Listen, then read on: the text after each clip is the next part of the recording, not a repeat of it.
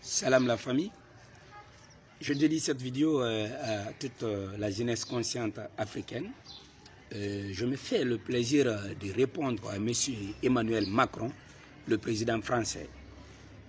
Monsieur Emmanuel, quand vous avez été élu en tant que président de la République française, nous, la nouvelle génération africaine, on était très d'accord, pensant que la politique française allait changer envers l'Afrique. Mais malheureusement, vous êtes venu renforcer la haine entre les communautés en Afrique et vous êtes venu renforcer l'handicap de l'Afrique. C'est ce qui fait que dans votre discours, vous avez accusé les Africains qu'on n'aime pas la France, que nous sommes en train de mettre des mouvements anti-français en Afrique. Moi, je m'inscris en faux en tant qu'Africain et en tant que jeune leader panafricain. La langue dans laquelle je suis en train de m'exprimer n'est pas ma langue natale. C'est la langue du colon, c'est-à-dire la langue française. Vous n'êtes pas sans savoir que c'est la France qui doit à l'Afrique.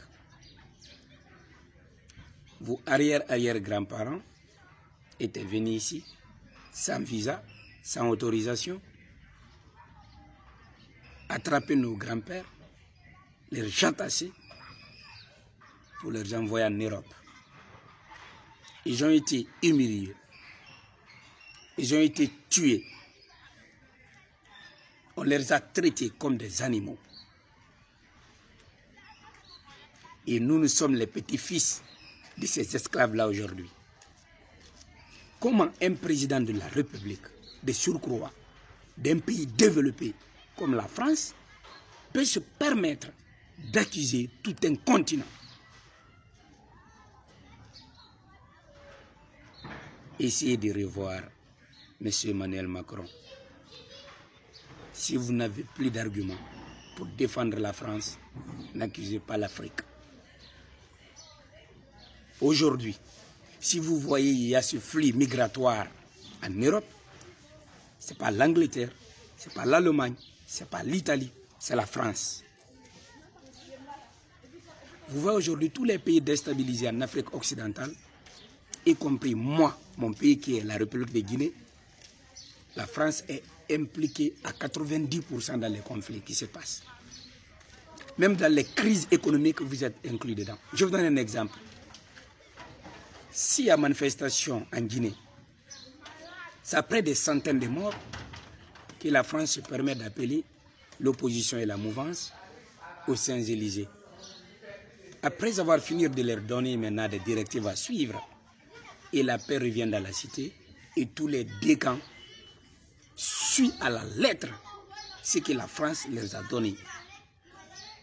Mais vous n'êtes pas sans savoir que l'histoire retient des personnes comme Thomas Sankara, comme Feu Ahmed Sékou Touré, comme Patrick Lumumba, qui ont dit non à la France parce que tout simplement l'Afrique devrait être indépendante.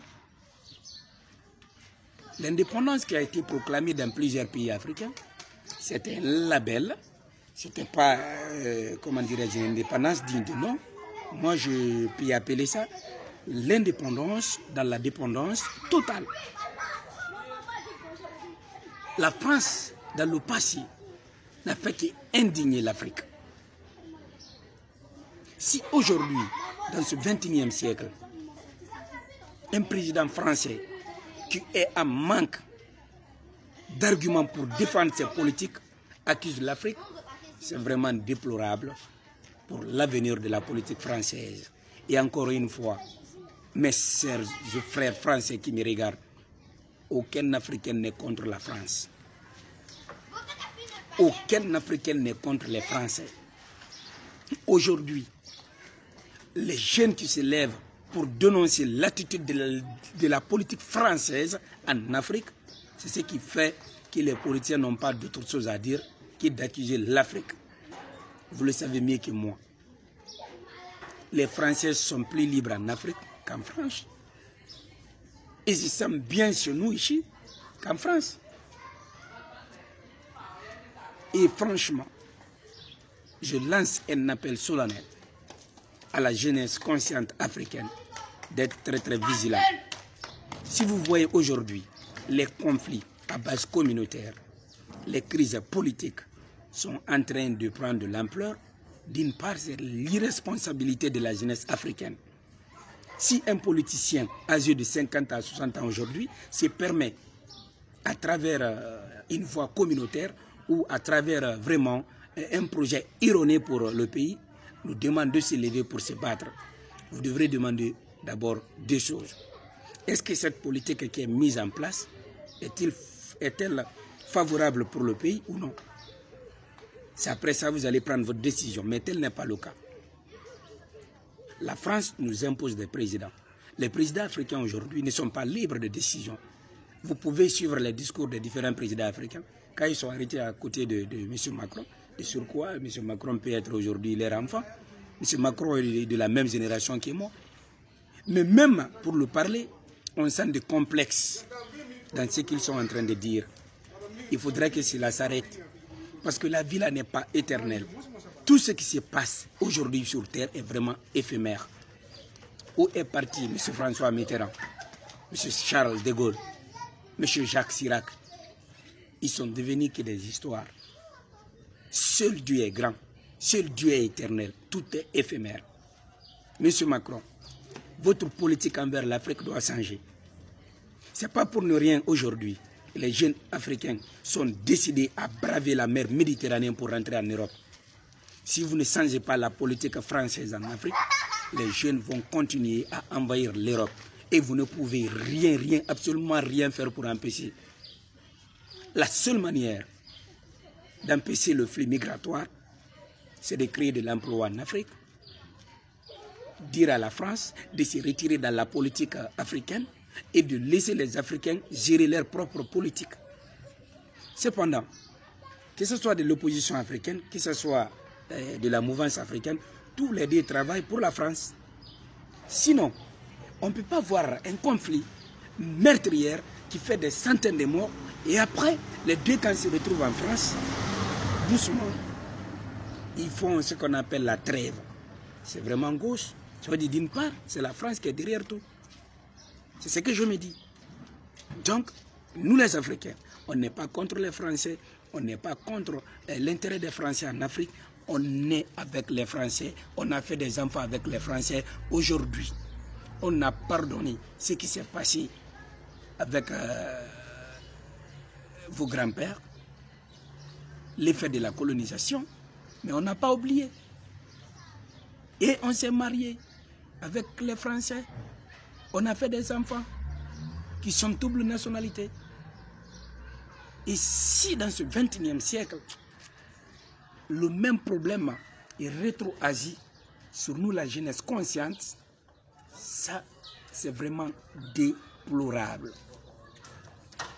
Pour finir cette vidéo, mes frères et sœurs français qui sont aujourd'hui en train de me regarder, mettez-vous à la place de nous les Africains.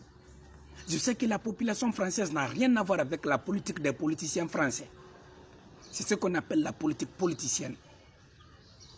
Si tu étais un Africain, tu allais comprendre que nous avons vraiment un cœur meurtri. C'est ici on voit nos sœurs. Elles peuvent étudier durant 22 ans d'études.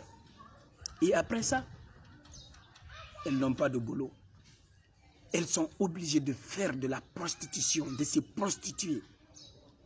Soit pour avoir le poste, soit pour être embauché. Ça se passe au jeu de tout le monde. Personne n'aime parler.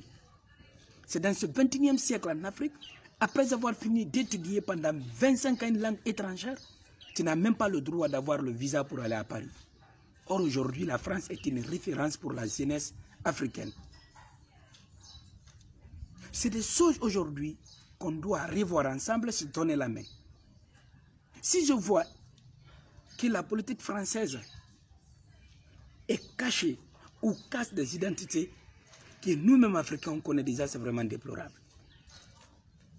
Pour qu'un Africain gagne ses papiers en France, c'est vraiment une torture. Et moi aussi, je me dis que c'est les Africains qui ne connaissent pas leurs valeurs. Moi, je n'ai pas besoin d'un papier français. Je n'ai pas aujourd'hui besoin de partir en France pour être ce que je suis.